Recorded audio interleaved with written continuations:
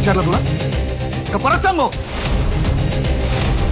काय असेल ते. अंशुमन समर समोर खरं बोलणार का?